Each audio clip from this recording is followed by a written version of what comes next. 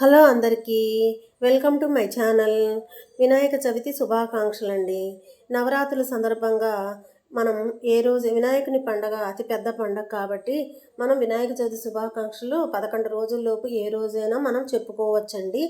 ఆ తర్వాత వచ్చి విఘ్నేశ్వరుని కమిటీ వాళ్ళందరూ విఘ్నేశ్వరుని తీసుకువచ్చి అక్కడ వాసవి మార్కెట్లో పెట్టారండి బొమ్మని.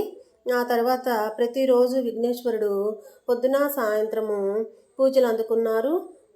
ధూప దీప నైవేద్యాలతో కుంకుమ పూజలు, ఒకరోజు వెంకటేశ్వర స్వామి కళ్యాణము, ఒకరోజు సుబ్రహ్మణ్య స్వామి, ఒకరోజు రాముల వారి కళ్యాణము, అలా కళ్యాణాలు నిర్వహించారండి. ఎక్కువ శాతం కుంకుమ పూజలు కూడా బాగా జరిగినాయి. భగవద్గీత కూడా అక్కడ చెప్పారు. ఇంకపోతే ప్రతిరోజు మంత్రపుష్పము, ధూప దీప నైవేద్యాలతో విఘ్నేశ్వరుడికి రంగరంగ వైభవంగా అన్ని కార్యక్రమాలని సక్రమంగా కమిటీ సభ్యులు నిర్వహించారు. ఎంతో పటిష్టవంతంగా ఉంటే కానీ ఈ కార్యక్రమాన్ని నిర్వహించలేరు. కాబట్టి మనమందరము వాళ్ళందరికీ భక్తి విశ్వాసములతో కృతజ్ఞతలు మనం తెలుపుకోవాలి. ఆ తర్వాత రోజు 2 జంటలు పీటల మీద కూర్చున్నారు. వాళ్ళందరికీ భోజనాలు కూడా పెట్టారండి. ప్రతిరోజు పొద్దున సాయంత్రము ప్రసాదాలు పెట్టారండి భక్తులందరికీ. ప్రతి షాపుకి ఇచ్చొచ్చారండి ప్రసాదాలు.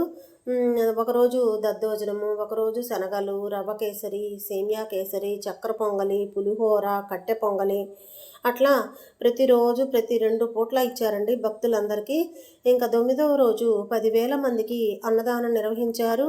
కమిటీ ఎంతో పటిష్టంగా ఉంటే కానీ ఈ కార్యక్రమాలు చేయలేరు.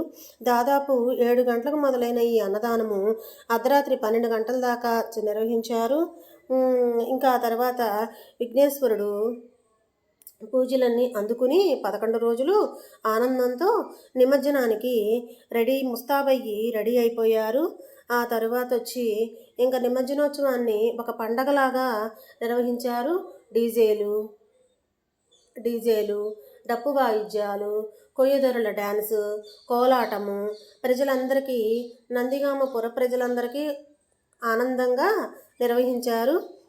కన్నుల పండుగగా ఉందండి ఈ బజార్లో అంతా జరిగే ఈ ఉత్సవాలన్నీ కూడా. ఆ తర్వాత అర్ధరాత్రి అయిపోయిందండి నిమజ్జనోత్సవానికి. దాదాపు బై బై గణేష.